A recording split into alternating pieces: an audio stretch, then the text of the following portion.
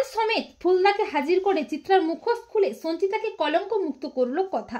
হ্যাঁ বন্ধুরা, আমরা এমনটাই দেখতে পাবো কথা ধারাবাহিকের আগামী পর্বগুলোতে। সঞ্চিতা স্মৃতি ফিরে পায় আর বাড়ির সবাই তো খুব খুশি হয়ে যায় এতদিন পর তাদের হারিয়ে যাওয়া গুহবাড়ির বড় বউকে ফিরে পেয়ে। অগ্নিও তার মাকে পেয়ে তো খুব খুশি হয়ে যায়, তবে কথার মনে সন্দেহ হয় চিত্রাকে নিয়ে। এরই মধ্যে কথা দেখতে পায় বাঁশের মধ্যে মুগ ডাল বাটা লেগে আছে।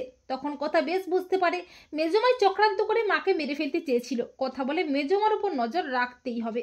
এরপর সঞ্চিতা বলে যে সেদিন আমি পিঠে পুলি স্টল দেওয়ার জন্যই বাড়ির বাইরে গিয়েছিলাম, আর ফুলদাই আমাকে এ ব্যাপারে সাহায্য করেছিল। ফুলদা আমার দাদার মতো, দাদার থেকেও অনেক বড়, আর আমার প্রাণের বন্ধু। চিত্রাই আমাকে উৎসাহ দিয়েছিল পিঠে পুলি স্টল দেওয়ার জন্য। তখন কথা মনে মনে ভাবে তার মানে মেজমাই ইচ্ছে করে মাকে বাড়ি থেকে বের করে দিয়ে মায়ের নামে কলঙ্ক দিয়েছিল।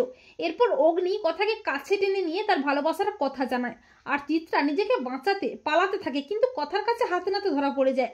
কথা বলে মেজমা তুমি আর পালাতে পারবে না, তোমার মুখোশ আজকে আমি খুলবই।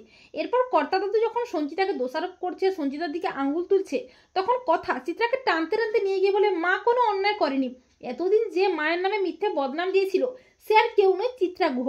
কথার কথা শুনে সবাই চমকে যায়, আর চিত্রা নিজেকে বাঁচাতে মিথ্যে নাটক করে বলে তোমার কাছে কি প্রমাণ আছে? তখন কথা বলে প্রমাণ আমার কাছে আছে। এরপর কথার প্ল্যান মতো ফুলদা হাজির হয়। ফুলদাকে দেখে সবাই চমকে যায়।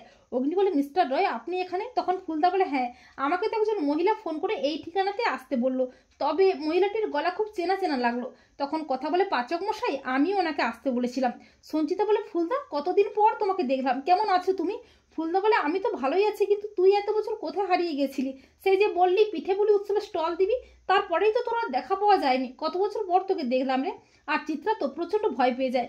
কথা বলে কর্তা দাদু ইনি মায়ের ফুলদা, যাকে নিয়ে মায়ের নামে এতদিন মিথ্যে বদনাম রটিয়েছিল ওই চিত্রা গুহ, তাই আসল সত্যিটা সামনে আনতে আমি ওনাকে এখানে আসতে বলেছি। এরপর ফুলদা আসল সত্যিটা সবাই সামনে এনে বলে যে আমি সঞ্চিতার পুরনো কোনো প্রেমিক নই, আমি ওর দাদা, ও আমাকে ভালোবেসে ফুলদা বলেই ডাকে। তো বন্ধুরা তোমরা এটাই চাও তো যে ফুলদাকে হাজির করে প্রমাণ সমেত যেন চিত্রার মুখোশ খুলে দেয় কথা? কমেন্ট করে এক্ষুনি জানিয়ে দাও তোমাদের মতামতটি।